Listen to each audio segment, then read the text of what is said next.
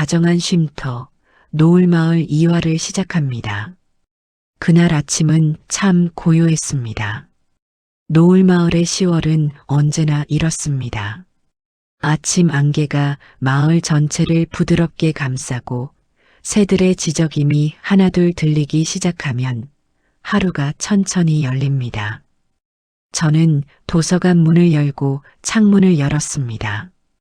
신선한 공기가 들어왔고 저 멀리 카페 노을의 간판이 아침 햇살에 반짝이는 게 보였습니다. 6개월 전 빈집을 개조해서 만든 그 작은 공간. 겉으로 보기엔 평화로웠습니다. 하지만 그 평화 아래에는 조용히 갈라지고 있는 균열이 있었습니다. 그날 오후 그 균열은 결국 큰 소리를 내며 터져버렸습니다. 마을 회관에서 열린 긴급회의. 그곳에서 저는 보았습니다. 이웃이던 사람들이 서로 등을 돌리고 같은 마을에 사는 사람들이 완전히 다른 편에 서서 목소리를 높이는 모습을 그 순간 저는 생각했습니다. 과연 우리는 이 갈등을 넘어설 수 있을까?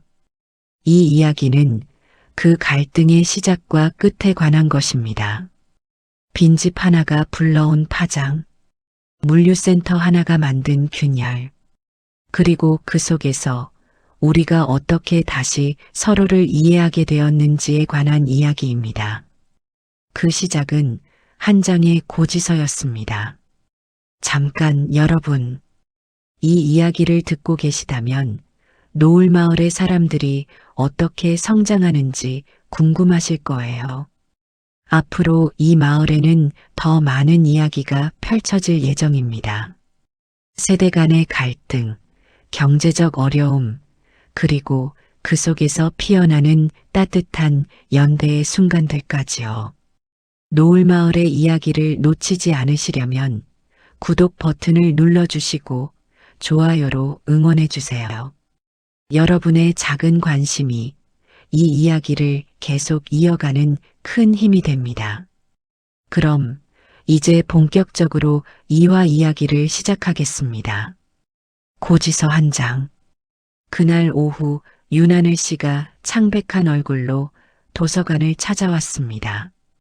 손에는 한 장의 종이가 들려 있었고 그 종이는 미세하게 떨리고 있었습니다. 선생님, 이거... 하늘 씨는 말을 잇지 못했습니다.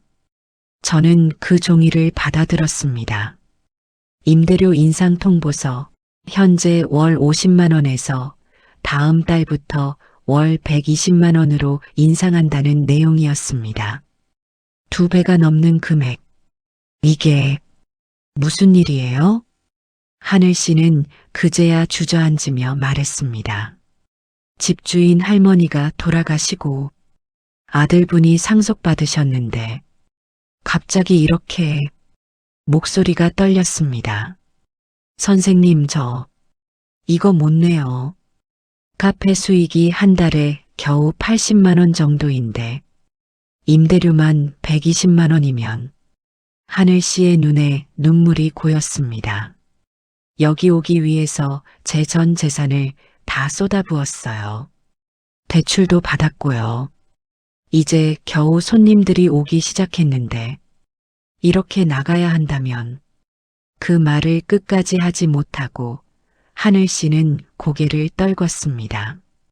저는 그 모습을 보며 가슴이 아팠습니다. 37살.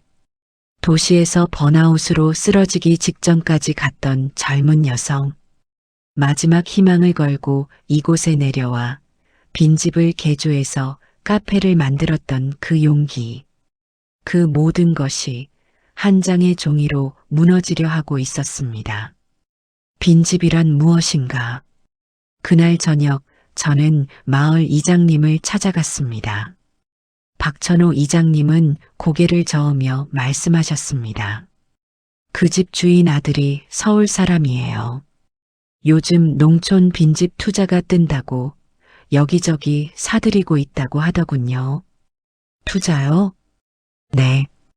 빈집을 싸게 사서 귀촌인들한테 비싸게 임대하는 거죠. 도시 사람들은 농촌 생활에 대한 로망이 있으니까요. 이장님의 목소리에는 씁쓸함이 묻어났습니다. 문제는 그게 마을 사람들 간의 갈등을 만든다는 거예요. 토박이들은 우리 마을이 돈벌이 수단이 되고 있다고 느끼고 귀촌인들은 우리만 바보가 된 것 같다고 생각하죠. 저는 고개를 끄덕였습니다. 빈집. 농촌에서 빈집이란 단순히 비어있는 건물이 아닙니다. 그것은 누군가의 추억이 담긴 공간이고 마을의 역사가 새겨진 장소이며 때로는 미래의 가능성이 잠들어 있는 곳입니다. 토박이들에게 빈집은 떠나간 이웃의 흔적입니다. 그 집에 살던 사람들의 웃음소리가 명절날 모여 앉아 떡을 나눠 먹던 기억이, 아이들이 마당에서 뛰놀던 모습이 여전히 그곳에 남아 있습니다. 그래서 빈집이 누군가에게 팔리고 낯선 사람이 들어와 그 공간을 바꿔버리면 토박이들은 마치 자신의 기억까지 지워지는 것 같은 상실감을 느낍니다. 반면 귀촌인들에게 빈집은 새로운 시작의 공간입니다. 도시에서 지쳐 떠나온 사람들에게 그 낡고 버려진 공간은 희망의 씨앗을 심을 수 있는 토양입니다. 하지만 그 희망이 투기의 대상이 되어버리면 귀촌인들은 또다시 경제적 약자로 전락합니다. 결국 빈집 문제는 단순한 부동산 문제가 아니었습니다. 그것은 세대, 출신, 경제력이 얽힌 복잡한 사회 문제였습니다. 마을의 반응. 다음 날 마을 슈퍼에서 김춘자 할머니의 목소리가 크게 들렸습니다. 그러게 말이요. 빈집을 함부로 외지 사람한테 팔면 어떡해. 이제 우리 마을은 우리 것도 아니게 되는 거 아니여.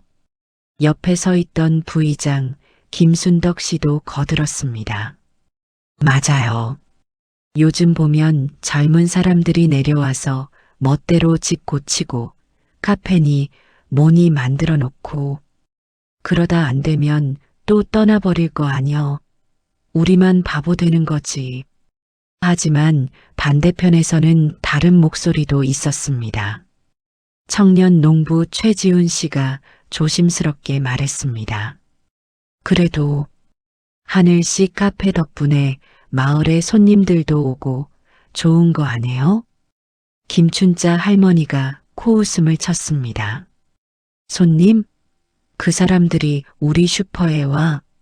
다 카페에서 커피만 마시고 가지. 우리한텐 아무 도움도 안 돼. IT 전문가 강민재 씨가 끼어들었습니다. 그래도 마을 이미지가 좋아지잖아요.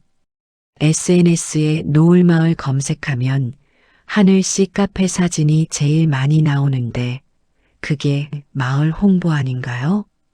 김순덕 씨가 날카롭게 받아쳤습니다. 홍보에서 뭐해요? 집값만 올라가서 우리 자식들은 더 이상 여기 못 돌아오는데? 대화는 점점 날이 서갔고 결국 아무런 합의점을 찾지 못한 채 흩어졌습니다. 저는 그 모습을 보며 한숨을 내쉬었습니다. 양쪽 다 틀린 말이 아니었습니다. 토박이들의 불안도 이해할 수 있었고 귀촌인들의 절박함도 공감할 수 있었습니다. 하지만 서로가 서로를 이해하지 못하고 있었습니다. 그리고 그 틈 사이에서 윤하늘 씨는 홀로 무너지고 있었습니다. 또 다른 폭탄. 하지만 빈집 문제는 마을에 터진 갈등의 시작에 불과했습니다. 일주일 후 더 큰 사건이 터졌습니다. 마을 회관에 긴급회의 소집 공고가 붙었습니다. 긴급 주민 총회 물류센터 확장건. 마을 사람들이 하나둘 모이기 시작했습니다. 이장 박천호 씨가 앞에 섰고 옆에는 물류센터 센터장 조민철 씨가 서 있었습니다. 이장님이 입을 열었습니다. 여러분, 오늘 중요한 안건이 있어서 이렇게 모셨습니다. 조 센터장님이 직접 설명하시겠습니다. 조민철 센터장이 나섰습니다. 안녕하십니까? 저희 물류센터가 노을마을에 온 지 2년이 되었습니다.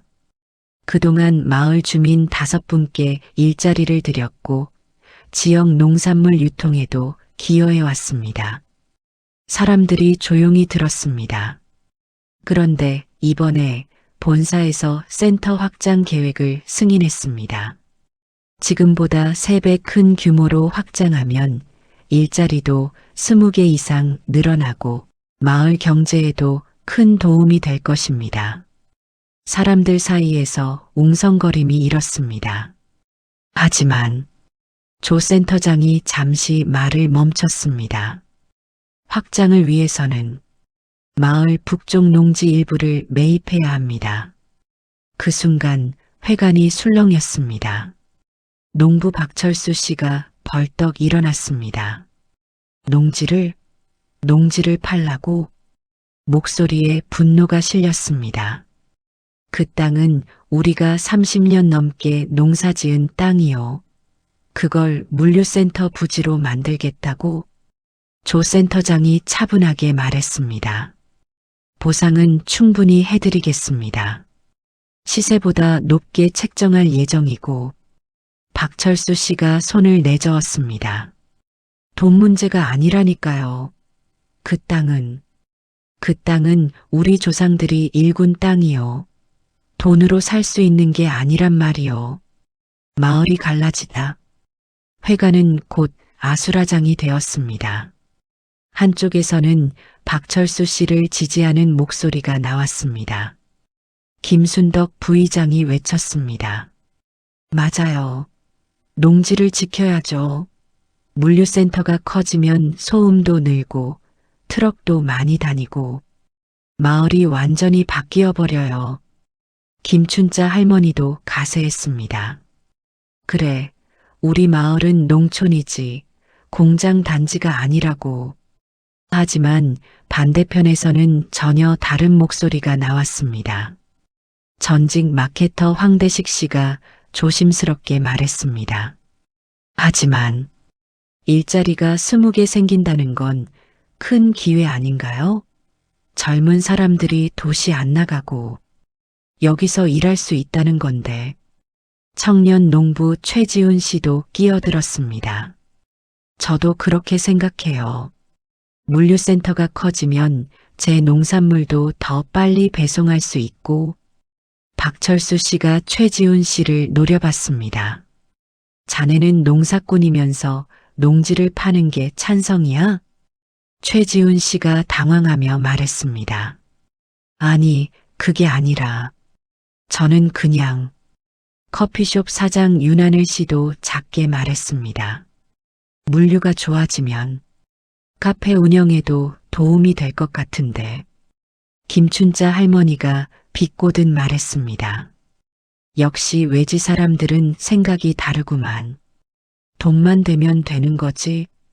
IT 전문가 강민재 씨가 반박했습니다. 할머니, 그게 무슨 말씀이세요? 우리도 이 마을 주민이에요. 주민? 몇 년 살았다고 주민이야? 우리는 평생을 여기서 살았다고. 목소리는 점점 높아졌고 회관은 완전히 두 편으로 갈라졌습니다.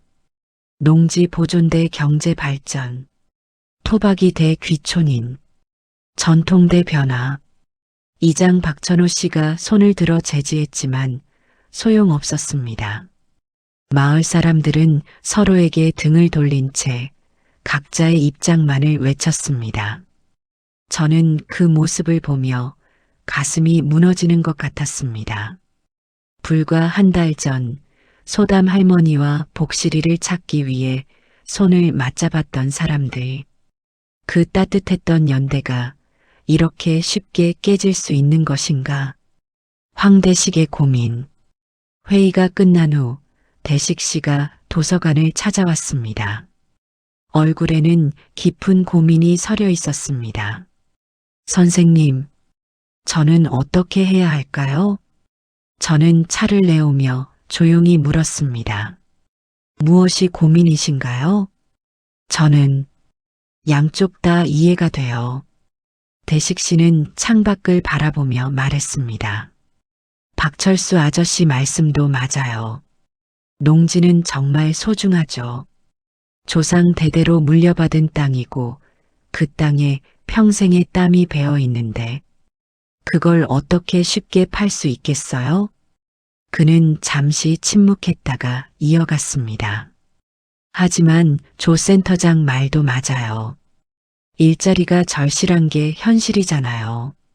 젊은 사람들이 일자리 없어서 도시로 떠나는데 여기 일자리가 생긴다면 대식 씨의 목소리에는 혼란이 묻어났습니다. 그리고 토박이 분들 마음도 이해해요.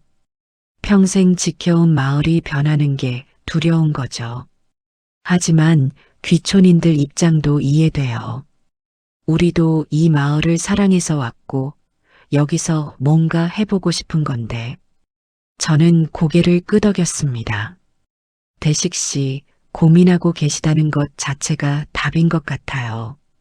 네, 양쪽을 다 이해하려 한다는 것. 그게 바로 우리가 찾아야 할 길의 시작이 아닐까요? 대식 씨는 잠시 생각에 잠겼습니다. 윤하늘의 위기. 그 사이 윤하늘 씨의 상황은 점점 더 악화되고 있었습니다. 임대료는 계속 올랐고 카페 수익은 제자리였습니다. 게다가 마을 분위기가 나빠지면서 토박이 손님들이 카페에 오지 않게 되었습니다. 외지 사람 가게는 안 가. 그런 소문이 돌기 시작했습니다. 어느 날 하늘 씨가 슈퍼에 장을 보러 갔다가 김춘자 할머니에게 차갑게 대우받았습니다. 카페는 장사 잘 되시나 봐요? 할머니의 목소리에는 가시가 돋쳐 있었습니다. 아, 아니에요. 요즘은 힘들어서. 힘들긴. 우리가 더 힘들지. 자기들끼리만 좋은 거 하고. 하늘 씨는 더 이상 말을 잇지 못하고 슈퍼를 나왔습니다. 그날 밤 하늘 씨는 카페 문을 닫고 혼자 울었습니다. 내가 뭘 잘못한 걸까? 그냥 작은 카페 하나 하고 싶었을 뿐인데 왜 이렇게 힘들까? 다음 날 아침 하늘 씨는 도서관을 찾아왔습니다. 선생님, 저 그만둘까 봐요. 뭐요? 카페요. 여기 생활이요. 다시 서울로 가려고요. 저는 놀라서 하늘 씨를 바라봤습니다. 왜요? 무슨 일이? 하늘 씨는 눈물을 글썽이며 말했습니다. 저는 이 마을 사람이 될 수 없는 것 같아요. 아무리 노력해도 저는 그냥 외지 사람일 뿐이에요. 하늘 씨, 그리고 임대료도 감당이 안 돼요. 이번 달 대출 이자도 못 냈어요. 이러다가 빚만 더 늘어날 것 같아요. 하늘 씨의 목소리는 절망으로 가득했습니다. 여기 오면 새로 시작할 수 있을 줄 알았어요. 도시에서 망가진 제가 여기서는 다시 일어날 수 있을 줄 알았는데 그 말을 끝으로 하늘 씨는 더 이상 말을 잇지 못했습니다. 저는 그 모습을 보며 가슴이 찢어지는 것 같았습니다. 마을의 분열, 물류센터 문제로 마을은 완전히 두 편으로 갈라졌습니다.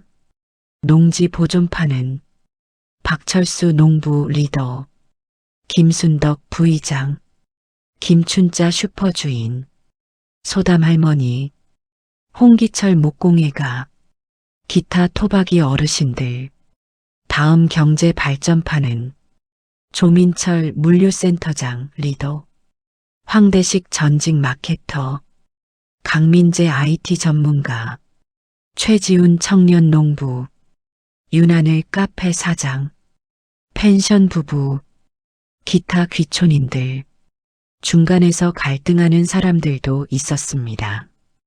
이장 박천호 씨는 양쪽의 의견을 듣다가 지쳐갔고, 사회복지사 한지영 씨는 주민들 사이의 갈등을 중재하느라 밤잠을 이루지 못했습니다.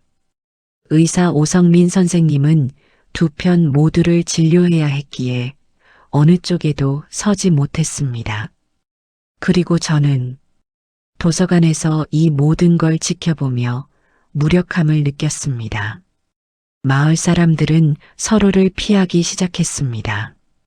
슈퍼에서 마주치면 인사도 하지 않았고 마을 회관에서는 각자 다른 구석에 앉았습니다.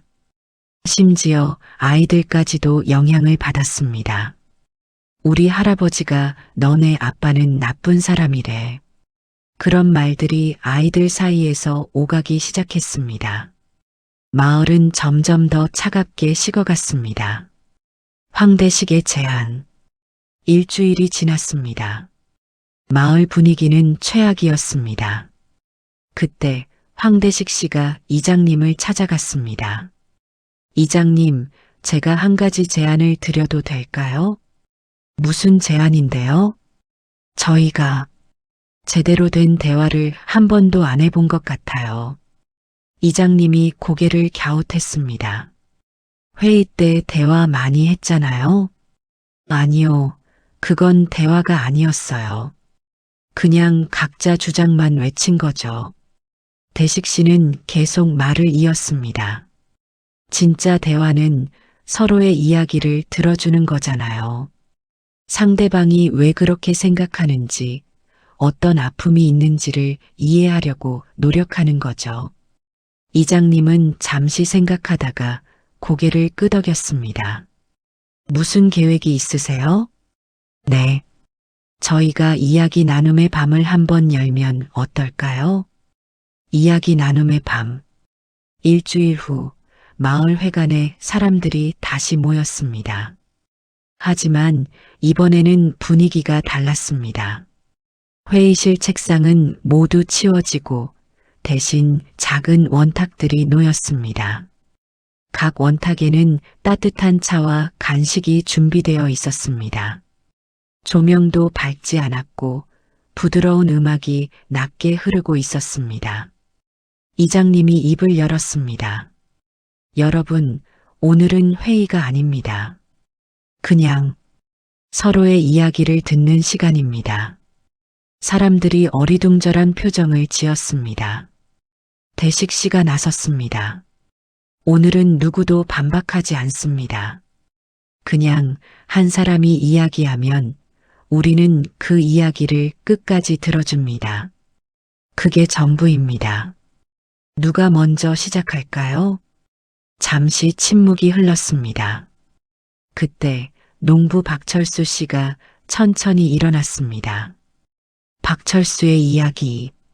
저는 평생을 농사꾼으로 살았습니다. 박철수 씨의 목소리는 떨렸습니다. 아버지도 농사꾼이었고 할아버지도 농사꾼이었습니다. 우리 집안은 3대째 이 땅을 지켜왔습니다. 그는 잠시 말을 멈췄습니다. 그 땅은 그냥 땅이 아닙니다. 거기엔 제 아버지의 땀이 배어 있고 제 어머니의 눈물이 스며 있습니다. 사람들이 조용히 들었습니다. 아버지는 그 땅에서 쓰러지셨습니다. 여름 한낮 모내기를 하시다가 그대로 박철수 씨의 목소리가 잠겼습니다. 저는 그날 아버지를 업고 병원까지 뛰었습니다. 하지만 아버지는 끝내 돌아오지 못하셨죠. 회관이 조용해졌습니다. 그 땅을 볼 때마다 저는 아버지가 보입니다. 어머니가 보입니다. 제가 어렸을 때 그 논에서 뛰놀던 기억도 보입니다. 박철수 씨는 고개를 들었습니다. 그런데 그 땅을 물류센터 부지로 만든다고요? 트럭이 다니고 컨테이너가 쌓이는 곳으로 만든다고요? 그의 눈에 눈물이 고였습니다. 저는 그게 무섭습니다. 제 기억이, 제 아버지가 그렇게 사라져버릴까봐 무섭습니다. 박철수 씨는 다시 자리에 앉았습니다. 아무도 말하지 않았습니다. 그저 조용히 그의 아픔을 함께 느꼈습니다. 최지훈의 이야기. 잠시 후 청년 농부 최지훈 씨가 일어났습니다. 저는 올해 34살입니다. 최지훈 씨의 목소리는 작았습니다. 서울에서 10년 동안 회사 다녔어요. 아침 7시에 출근해서 밤 11시에 퇴근하는 삶이었습니다. 그는 씁쓸하게 웃었습니다. 그러다 어느 날 저는 생각했어요. 이게 내 인생인가 하고요. 사람들이 고개를 끄덕였습니다. 그래서 회사 그만두고 여기 왔습니다. 농사를 배우고 제 손으로 뭔가를 키우고 싶었어요. 최지훈 씨는 잠시 말을 멈췄습니다. 하지만 현실은 녹록하지 않았어요. 대출받아서 땅 사고, 농기구 사고, 이자만 갚기도 벅찹니다. 그의 목소리에 절박함이 묻어났습니다. 저는 물류센터가 확장되면 제 농산물을 더 빨리, 더 많이 팔 수 있을 거라고 생각했어요. 그럼 대출도 빨리 갚고 제대로 농사에 집중할 수 있을 거라고요. 최지훈 씨는 박철수 씨를 바라봤습니다. 하지만 박철수 아저씨 이야기를 듣고 나니 제가 너무 제 생각만 했구나 싶어요. 그의 목소리가 떨렸습니다. 아저씨한테 그 땅이 어떤 의미인지 저는 생각하지 못했어요. 죄송합니다. 박철수 씨는 아무 말하지 않았지만 그의 표정이 조금 부드러워졌습니다. 윤하늘의 이야기. 그 다음 윤하늘 씨가 일어났습니다. 저는 도망쳐 왔습니다.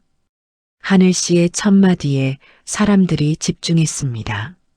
서울에서 10년 동안 바리스타로 일했어요. 카페 체인점에서 하루에 커피를 300잔씩 만들었습니다. 그녀는 손을 바라봤습니다. 어느 날 손이 떨리기 시작했어요. 커피잔을 잡을 수가 없었어요. 병원에 갔더니 번아웃이라고 하더군요. 하늘 씨의 목소리가 잠겼습니다. 그때 저는 제가 망가지고 있다는 걸 느꼈어요. 그래서 도망쳤어요. 여기로. 그녀는 고개를 들었습니다. 여기 오면 다시 시작할 수 있을 줄 알았어요. 제가 좋아하는 커피를 제 방식대로 느리게 만들 수 있을 거라고 생각했어요. 하늘 씨는 김춘자 할머니를 바라봤습니다. 하지만 할머니는 저를 외지 사람이라고 하셨죠. 저는 아무리 노력해도 이 마을 사람이 될 수 없다고. 그녀의 눈에 눈물이 고였습니다. 저는 그냥 이 마을의 일부가 되고 싶었을 뿐이에요. 여기서 살고, 여기서 늙고, 여기서 살고 싶었어요. 하늘 씨의 목소리는 울음으로 떨렸습니다. 그런데 왜 저는 안 되는 걸까요? 제가 뭘 잘못한 걸까요? 김춘자 할머니는 고개를 돌렸습니다. 하지만 그 눈가가 붉어진 것을 저는 보았습니다. 김춘자의 이야기. 잠시 침묵이 흘렀습니다. 그때 김춘자 할머니가 천천히 일어났습니다. 나는, 할머니의 목소리는 떨렸습니다. 나는 무서웠어. 사람들이 놀란 표정으로 할머니를 바라봤습니다. 이 마을에서 평생을 살았어. 여기서 태어나고, 여기서 결혼하고, 여기서 자식들을 키웠지. 할머니는 창밖을 바라봤습니다. 그런데 자식들은 다 떠났어. 손주들도 다 도시로 갔고, 이제 나만 남았어. 할머니의 목소리에 외로움이 묻어났습니다. 그러다 외지 사람들이 오기 시작했어. 젊고 똑똑하고 돈도 있는 사람들이. 할머니는 잠시 말을 멈췄습니다. 나는 불안했어. 이 사람들이 오면 우리 같은 늙은이들은 설 자리가 없어질까봐. 할머니는 윤하늘 씨를 바라봤습니다. 미안해, 하늘아. 나는 너가 싫었던 게 아니야. 그냥 무서웠어. 할머니의 눈에서 눈물이 흘러내렸습니다. 나이 들면 변화가 무서워. 익숙한 게 사라지는 게 무서워. 그래서 나는 너한테 못되게 굴었어. 윤하늘 씨도 눈물을 흘렸습니다. 할머니, 미안해. 정말 미안해. 두 사람은 서로를 바라보며 울음을 터뜨렸습니다. 대화의 힘. 그날 밤 마을 회관에서는 많은 이야기가 오갔습니다. 물류센터 센터장 조민철 씨도 이야기했습니다. 저도 농지가 소중하다는 걸 몰랐던 건 아닙니다. 하지만 저는 일자리가 절실하다고 생각했어요. 이 마을 젊은이들이 도시 안 나가고 여기서 일할 수 있게. 전직 마케터 황대식 씨도 말했습니다. 저는 양쪽 다 이해합니다. 하지만 우리가 하나를 택하는 게 아니라 둘 다 지킬 방법을 찾아야 한다고 생각해요. 의사 오성민 선생님이 말했습니다. 맞습니다. 우리는 대립할 게 아니라 함께 해결책을 찾아야 합니다. 이장 박천호 씨가 일어났습니다. 여러분, 오늘 우리는 서로의 이야기를 들었습니다. 그리고 깨달았습니다. 우리는 서로 다른 것 같지만 사실은 모두 같은 마음이었다는 것을요. 사람들이 고개를 끄덕였습니다. 박철수 씨는 마을을 지키고 싶어 하셨고 최지훈 씨도 이 마을에서 살고 싶어 했습니다. 김춘자 할머니는 변화가 두려웠고 윤하늘 씨는 받아들여지고 싶었습니다. 이장님의 목소리에 힘이 실렸습니다. 결국 우리 모두 이 마을을 사랑하는 마음은 같았습니다. 함께 찾은 해결책. 그날 이후 마을 사람들은 함께 모여 해결책을 찾기 시작했습니다. 빈집 문제. 황대식 씨가 제안했습니다. 우리가 마을 공동 빈집 펀드를 만들면 어떨까요? 마을 사람들이 조금씩 돈을 모아서 빈집을 공동으로 매입하는 거예요. 그럼 투기꾼들한테 넘어가지 않고 마을이 직접 관리할 수 있죠. IT 전문가 강민재 씨가 덧붙였습니다. 그리고 그 빈집을 창업하고 싶은 청년들한테 저렴하게 임대해 주는 거예요. 하늘 씨처럼 진짜 이 마을을 사랑하는 사람들한테요. 이장님이 고개를 끄덕였습니다. 좋습니다. 제가 면사무소에 지원 사업 있는지 알아보겠습니다. 물류센터 문제. 박철수 씨가 조용히 말했습니다. 내 땅은 팔 수 없소. 하지만 다른 방법이 있을 거요. 조민철 센터장이 물었습니다. 다른 방법이요? 마을 동쪽에 이미 버려진 공터가 있어. 거긴 농지도 아니고 그냥 잡초만 우거진 곳이요. 거길 쓰면 어떻겠소? 조 센터장의 눈이 빛났습니다. 그 땅도 확장에 적합한가요? 강민재 씨가 휴대폰으로 지도를 확인했습니다. 충분히 가능할 것 같은데요. 도로 접근성도 오히려 더 좋네요. 조 센터장이 고개를 끄덕였습니다. 그렇다면 그쪽으로 계획을 변경하겠습니다. 박철수 씨와 조 센터장이 악수를 나눴습니다. 토박이와 귀촌인. 김춘자 할머니가 윤하늘 씨에게 다가갔습니다. 하늘아, 나 카페에 가도 되겠니? 하늘 씨가 눈물을 글썽이며 웃었습니다. 할머니, 언제든 오세요. 제일 좋은 자리 남겨놓을게요. 할머니가 하늘 씨의 손을 잡았습니다. 고마워. 그리고 미안해. 아니에요, 할머니. 이제 괜찮아요. 두 사람은 서로를 끌어안았습니다. 새로운 시작.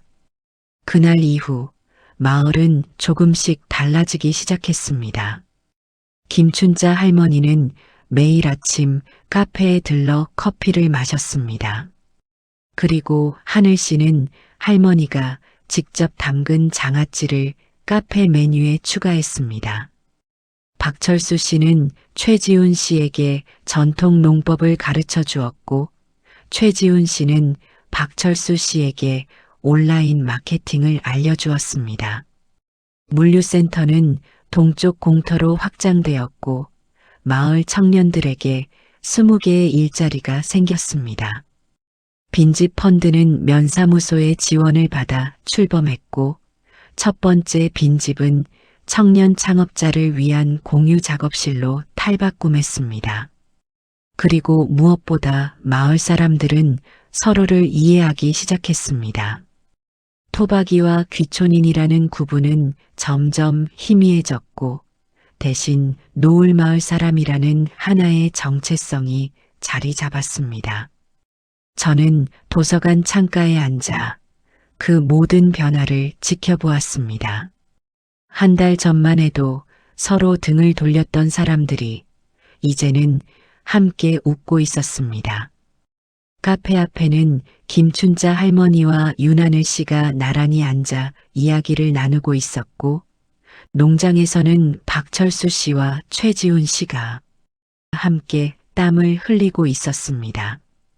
물류센터 공사장에서는 토박이와 귀촌인이 함께 일하고 있었고, 마을 회관에서는 다음 프로젝트를 논의하는 목소리가 들려왔습니다.